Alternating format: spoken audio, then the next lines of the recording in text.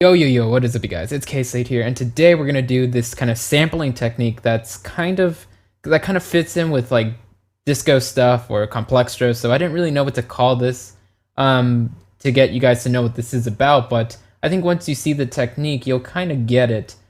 So pretty much, I can summarize this whole thing really quickly, is what I'm doing is combining an LFO MIDI tool, which is a Max for Live device, and it's also free on Ableton site, so if you don't have this, it should be in the like essential building tools, something like that. Not too hard to find. It's on there, it's free, I'm sure. So we're using that LFO, which pretty much allows us to apply a LFO to parameters. So the parameter I've chosen here is called start, which is a macro here that I've created from the simpler. So the simpler has a parameter called the start, so the starting point is pretty much the sample start. So I set that macro right here, and then I apply the LFO to that. So now we have this LFO that's moving this starting point of our sample, and something like a loop is definitely how you want to use this. This works so well with loops. One shots, you just don't really get that. You don't have enough length in it to get that awesome variation unless it's a vocal. That's a really easy way to do that as well, to get vocal chops, but loops are way better. So let's go ahead and just play you this so you can get an idea of what this is, and I'll turn this off and on so you can get an idea of what it sounds like with and without it. So let's go ahead and play this. And by the way, this is an old session from like 2012 maybe, and a lot of the plugins are Mac plugins, so they don't even work here on this PC. So just keep in mind that it's not the greatest quality or whatever. It's just the technique is something I just revamped and found a really cool use for. So let's go ahead and play this.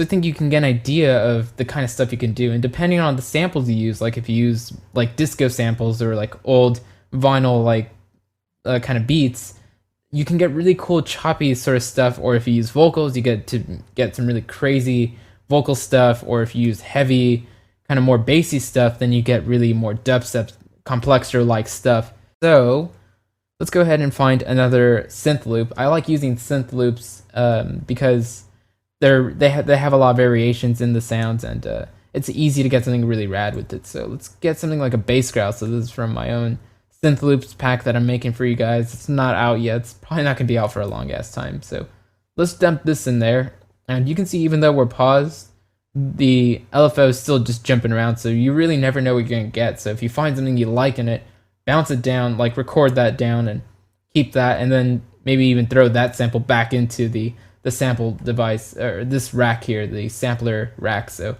it gets really crazy really fast. Things definitely escalate really quickly with this and changes the sounds a lot. So we're using something like that sounds like this. So let's play this. And let's go ahead and hear this here.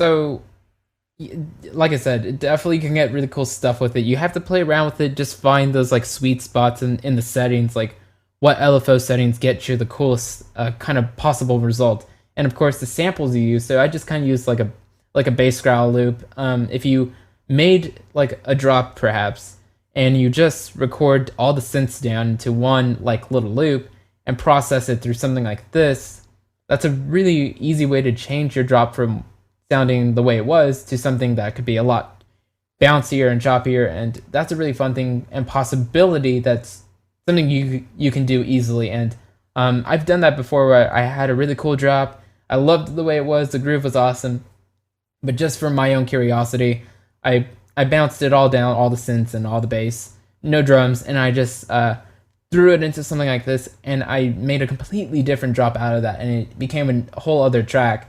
and it was kind of cool because it's like I remixed something really quickly of my own, and it was just crazy. So this is a fun thing to do. Just to recap, all you got to do is just get an LFO MIDI, and then just set that to the starting point, or whatever you want to do. Honestly, if you want to set this to other parameters inside of a sample or in a synth even, you can do that. So it's really easy to do. It's all comes from this LFO MIDI tool, which is a Max for Live device. You should be able to find on Ableton.com. So hopefully you guys like this. Kind of just a really weird random video, but hopefully you guys like this. So thanks guys for watching, and of course,